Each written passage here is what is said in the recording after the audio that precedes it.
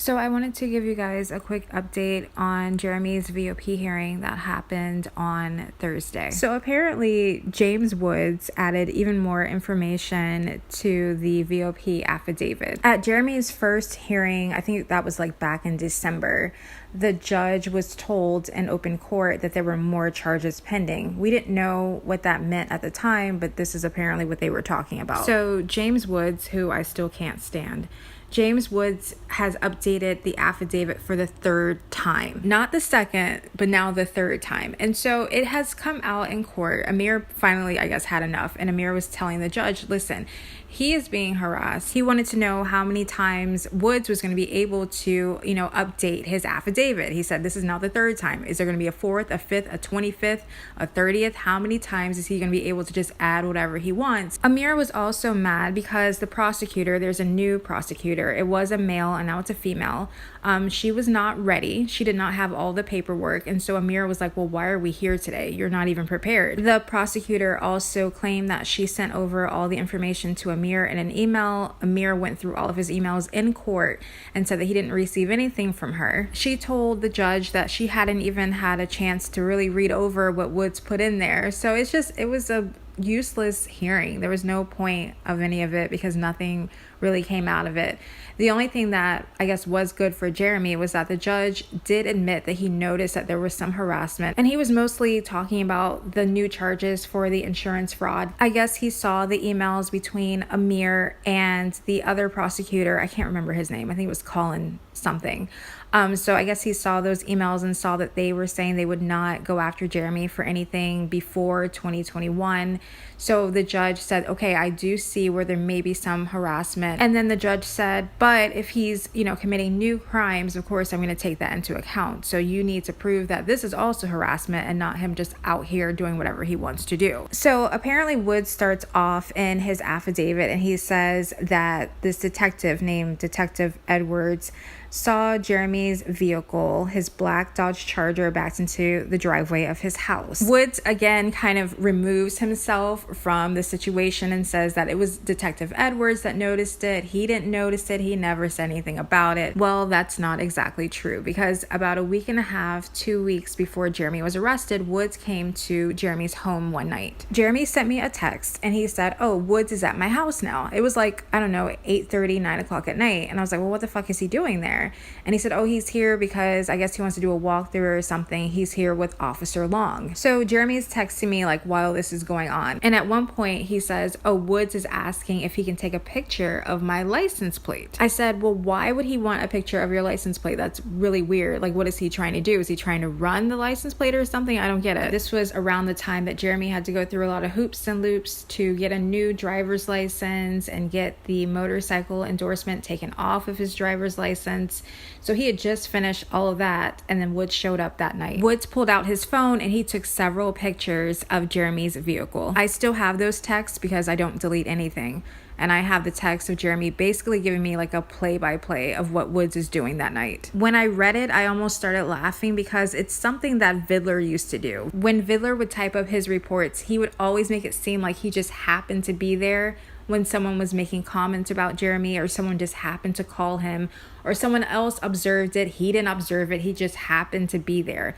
Vidler used to do that a lot, and now Woods is doing that. So when Woods puts in his affidavit, the updated affidavit for the third time, his third affidavit update, he says that Detective Edwards noticed it. He didn't notice it. He never mentions how he came out to Jeremy's home weeks before this happened with Officer Long and that he took pictures of the back of Jeremy's vehicle. He never mentions that at all. Luckily for Jeremy, he texts me, so now there's evidence of what was happening that night and what Woods was doing that night. So Woods is basically saying that Jeremy did not update all of his vehicle information properly. The issue is there are a couple things on here that are from like 2016 and 2018, things that are like, 5, 6, 7 years ago. And in the state of Florida, for a second or third degree felony, it has to be within the last 3 years.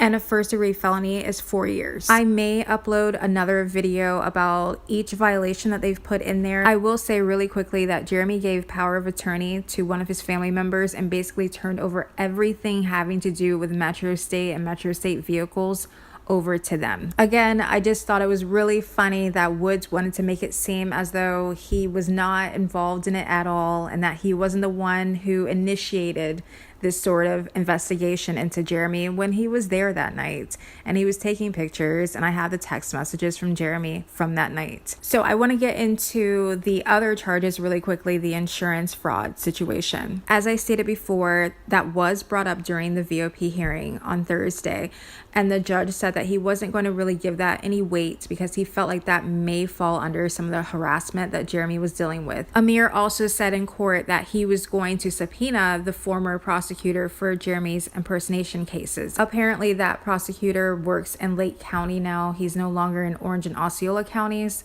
So he's in Lake County, and Amir, I guess, wants to bring him in as a witness if he has to. For some reason, in the court minutes, it says that the state placed an offer on the record. They did not place an offer on the record because she wasn't ready. She hadn't even read over everything. She was basically telling the judge like the minimum or the maximum that Jeremy could get, and she was throwing out numbers like 5-6 years. And that was only in the event that there was a hearing and Jeremy was found guilty. So another hearing was scheduled, and at first it was supposed to be in April, which is insane, but they were able to find a spot next month. The status hearing is on 2/20 and the actual hearing is on 2/23. So that's it. Those are the updates. Right now, Amir is just getting everything in order because he believes that the charges from 2020 will be dropped. He doesn't think that that's going to move forward, especially once he gets, everyone from the state involved in all those emails. Amir says that the 2020 charges are a direct violation of the plea deal that Jeremy signed. Amir also wants to make sure that Woods is on the stand. He wants him to testify. He wants to kind of grill him. Amir wants to show how Woods adds and omits certain things from his affidavit, how he doesn't always tell the entire truth. And of course, if there is a hearing, Lisa Barker will absolutely be up there as well. Amir knows that Jeremy wants to file charges against Lisa Barker, James Woods, and this guy Steinmeier. And Amir believes that they're trying to keep him in there as long as possible so that he can't do that. So yeah, that's the latest. I mean, it's just one thing after the other. And I really don't know what's going to happen from now until, 2/20 or 2/23, whenever this hearing actually happens, if it actually happens.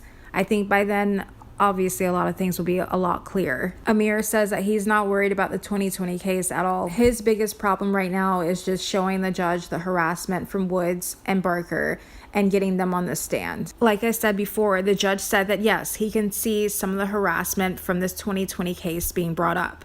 But if Jeremy is actually doing things right now, after being released from prison, if he's still doing things that he's not supposed to be doing, the judge is not going to be happy about that. Jeremy knows that the VOP hearing is more important than anything right now. And if Amir can show the harassment from Woods and Barker, he may be able to get Jeremy out of jail a lot sooner than we thought.